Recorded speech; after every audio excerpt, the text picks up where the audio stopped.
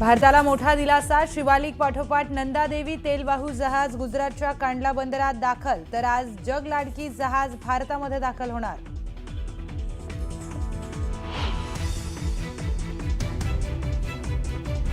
होर्मुझ सामुद्रधुनीबाबत अमेरिकेने जगाकडे मागितली मदत। सुरक्षेसाठी चीन जपानकडे साकडं।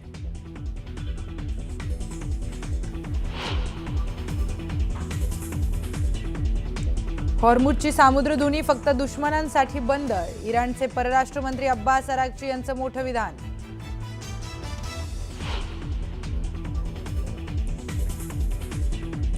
मृत्यूच्या अफवानंतर इस्रायलच्या पंतप्रधानांनी जिवंत असल्याचा दावा करणारा व्हिडिओ सोशल मीडियावर केला पोस्ट। नेतन्याहू कॉफी घेत असतानाचा व्हिडिओ समोर।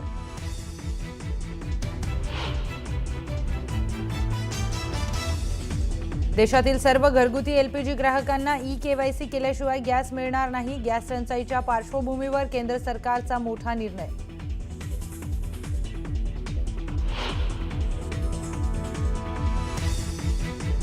विधानसभेत शिवरायांच्या राज्याभिषेकाबाबत जितेंद्र आव्हाडांचं वादग्रस्त विधान। विधानानंतर सत्ताधारी आक्रमक। आव्हाडांच्या निलंबनाची मागणी, तर आव्हाडांनी हात जोडून मागितली माफी।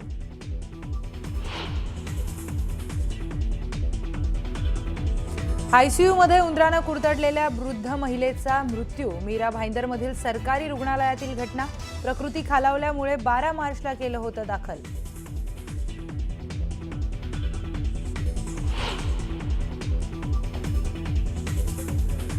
पाकिस्तानचं काबूल शहरावर हल्ला। ड्रग रिहॅब हॉस्पिटलवर हा हल्ला। हल्ल्यामध्ये अनेक जण ठार झाल्याची भीती।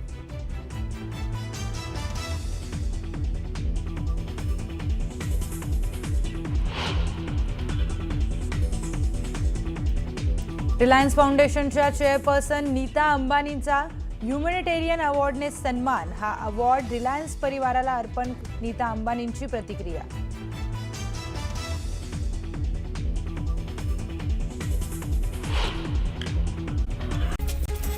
एक मोठी बातमी। विधानसभेमध्ये जितेंद्र आव्हाडांनी छत्रपती शिवरायांच्या राज्याभिषेकावरून एक वादग्रस्त विधान केलं। आव्हाड यांच्या वक्तव्यानंतर विधिमंडळात एकच गोंधळ झाला। शिवसेनेच्या नेत्यांनी आव्हाडांवर टीका करत माफीची मागणी केली, तर आव्हाडांनी विरोधकांच्या मागणीनंतर शब्द मागे घेतो असं म्हटल्यानंतर सभागृहात पुन्हा गोंधळ झाला। या सर्व गोंधळानंतर विधानसभेचं कामकाज 10 मिनिटांसाठी स्थगित करण्यात आलं होतं।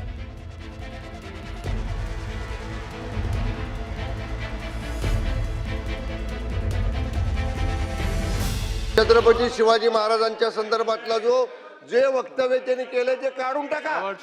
काढून टाका अध्यक्ष महाराज, ते पटलावरनं काढून टाका। या ठिकाणी काय चाललंय? आणि छत्रपती शिवाजी महाराजांचा अपमान करण्याचा त्यांना कोणी परवाना दिलाय? अध्यक्ष महोदय, त्यांनी माफी मागितली पाहिजे। त्यांनी संपूर्ण महाराष्ट्राची माफी मागितली पाहिजे, आपल्या देशाची माफी मागितली पाहिजे। मी जे काही बोललो असेल त्याच्याने कोणाच्या भावना दुखवल्या असतील तर मी ते माझ्या शब्द मागे घेतो। मी जे काही बोललो असेल त्याच्याने कोणाच्या भावना दुखवल्या असतील तर मी ते माझ्या शब्द मागे घेतो। दरम्यान विधानसभेचं कामकाज पुन्हा सुरू झाल्यानंतर सत्ताधारी आमदारांनी आव्हाडांचा मुद्दा उपस्थित केला। सत्ताधारी आमदारांनी वेलमध्ये उतरत घोषणाबाजी करत आव्हाडांनी माफी मागावी म्हणून गदारोळ केला, तर नितेश राणेंनी आव्हाडांच्या निलंबनाची मागणी केली। आव्हाडांना पुन्हा असं विधान करू नये असं नार्वेकरांनी बजावलं। त्यानंतर आव्हाडांनी माफी मागितली आणि या वादावर पडदा पडला।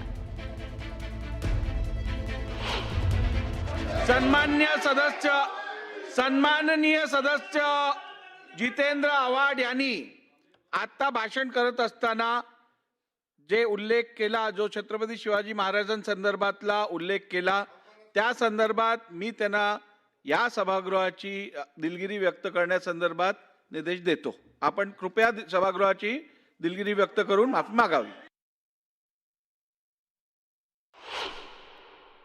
छत्रपती शिवाजी महाराजांबद्दल बोललेत अध्यक्ष महोदय, हे कोण लहान सहान व्यक्तीबद्दल नाही बोललेत आणि तरी पण यांचे हातवारे बघा, फोनवर बोलतायत। आमच्यावर काय उपकार करतायत का? एवढं बोलायचं ना, जाऊन बोला ना त्या टिपे आणि औरंगाबादबद्दल। जाऊन आम्ही काय बोलणार? पण पहिले ना अध्यक्ष महोदय निलंबित करा। अध्यक्ष महोदय निलंबित करा।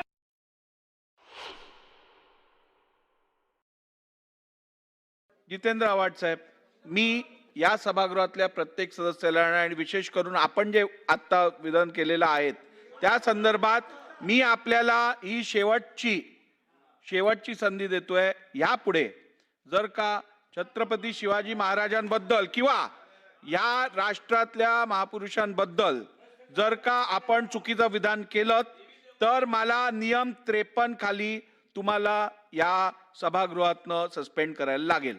त्यामुळे माझ्यावर अशी पाळी आपण आणू नयेत. अध्यक्ष महोदय, मी माफी मागतो. बस ऐका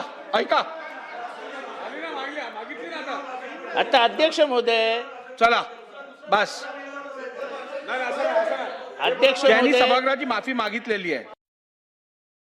सविस्तर बातमी पाहूयात. घरगुती गॅसचा तुटवडा नसल्याचं पुन्हा एकदा मुख्यमंत्री देवेंद्र फडणवीसांनी स्पष्ट केलं. गोंधळून जात नागरिकांनी गॅस सिलेंडरसाठी गर्दी करू नये असं आवाहन करण्यात येत आहे. त्यासोबत विरोधकांनी जाणीवपूर्वक संभ्रम तयार केल्याची टीका विरोधकांवर त्यांनी केलेली आहे. तर गॅस टंचाई नाही हे कशाच्या आधारावर बोलत आहात असा सवाल विरोधकांकडून केला जातोय. पाहूयात.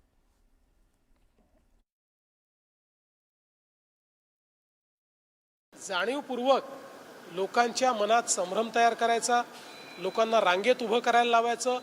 भीतीपोटी जेव्हा लोक रांगेत उभे राहतात किंवा सिलेंडरचं साठे बाजार किंवा आपल्या घरी एक सिलेंडर असताना परत एक अजून घेऊन ठेवा की बाबा अन्यथा उद्या जर टंचाई झाली तर काय करायचं, हे जे भीतीपोटी अनेक वेळा लोक करतात, या गोष्टी होऊ नये म्हणूनच केंद्र सरकारने स्पष्टपणे सांगितलं आहे की एक सिलेंडर मिळाल्यानंतर 23 दिवसाच्या अंतरानेच दुसरं सिलेंडर तुम्हाला त्या ठिकाणी प्राप्त होऊ शकेल, हे क्लिअर कट सांगितलेलं. मोदींच्या नावानं भजन करून आणि धार्मिक भावना निर्माण करून इंधन तुटवडा संपणार नाही, युद्ध संपणार नाही आणि LPG गॅसच्या रांगा थांबणार नाही. ते भारतीय जनता पक्षाने एकदा आत्मचिंतन करून समजून घेतलं पाहिजे.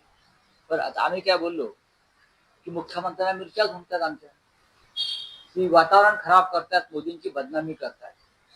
मोदी स्वतःची आणि देशाची बदनामी करतात. मग रांगा का दिसत आहेत, लोक रस्त्यावरती का दिसत आहेत? मी तर आपल्याच माध्यमातून मला माहिती मिळाली की फक्त मुंबईतलीच मला वाटतं 30-40% रेस्टॉरंट्स आता बंद झालेले आहेत किंवा होत आहेत.